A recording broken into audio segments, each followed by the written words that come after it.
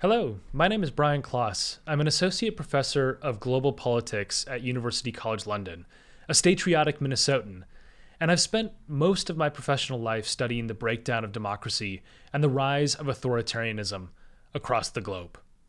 First of all, I want to applaud you for being politically engaged at a crucial moment in our country's history.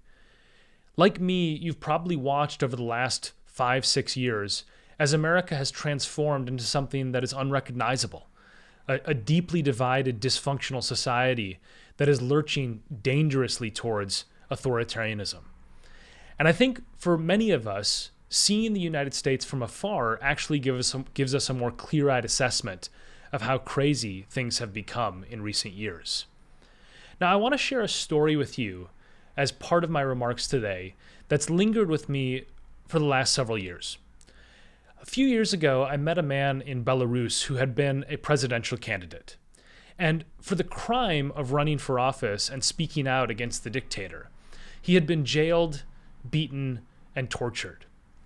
And we chatted around, for a while about how much he yearned for a system that I took for granted, the ability to speak my mind, to run for office without fear of being beaten or tortured.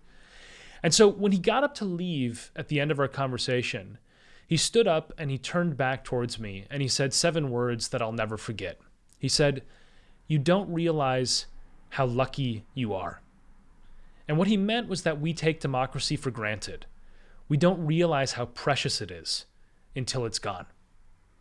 Now, I want to share a few insights that I've gleaned over the last decade or so of studying democracy and its death around the world, how it happens, and how we might be able to stop it.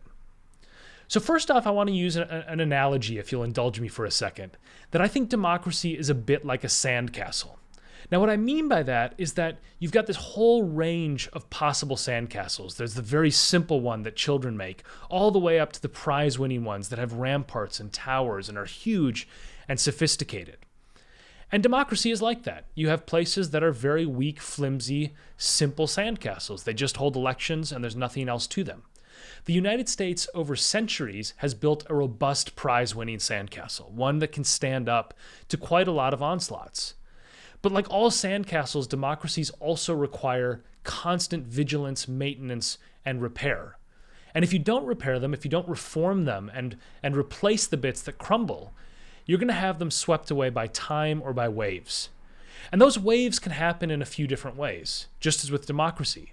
So the big waves can come and they can knock out your sandcastle, kill your democracy in a moment. Those are the coups, the civil wars, the violent revolutions. And the United States came dangerously close to having that destroy our democracy last January 6th. But there's also the danger from the small waves, the ones that sort of lap at the sandcastle, taking a few grains of sand with them each time. You might not notice it every single day, but over time it adds up and it destroys the foundations of the sandcastle, or in the analogy, the democracy. And that's happening right now, as we get new normals that used to feel extremely unusual and shocking and surprising. The constant stream of lies, the nepotism and cronyism, the conspiracy theories, the complete detachment from reality. All of these things used to completely surprise us, and now they're just routine. That's why our sandcastle is steadily eroding over time. But it's also why we have to be so vigilant and act now to protect it. Because that's the other key lesson that I want to share with you today. When you have an assault on a democracy, the time to fix it is when you have power. And the Democrats have power right now.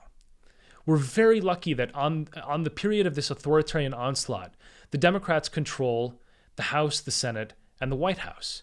And that gives them the unique ability to reform the so-called sandcastle, to pass legislation that protects our institutions, our ramparts, from the ongoing attacks and makes sure that they survive to live another day.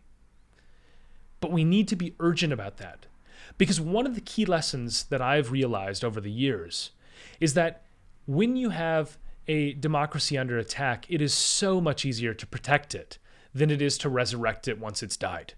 Most of the places where democracy slips away, where it ends up as a lumpy mess instead of a sandcastle, those are the places that don't get their democracies back. And the United States is at real danger of lurching towards that world in which our democracy is broken beyond repair. The other lesson I want to leave you with is to build a big tent party. For the time being, under this emergency that we find ourselves in, the Democratic Party needs to be a party of pro-democracy people. And that means extending an olive branch and building bridges with fellow citizens around the world who may not agree with you on tax policy or healthcare, but agree with you that our system of government is sacred and that democracy is worth protecting.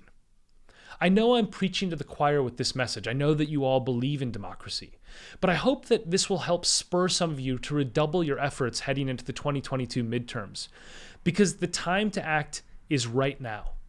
The Republican Party for the moment is an authoritarian party, and if it gets into power in 2022, our democracy truly does hang in the balance. So thank you for doing your part to protect American democracy.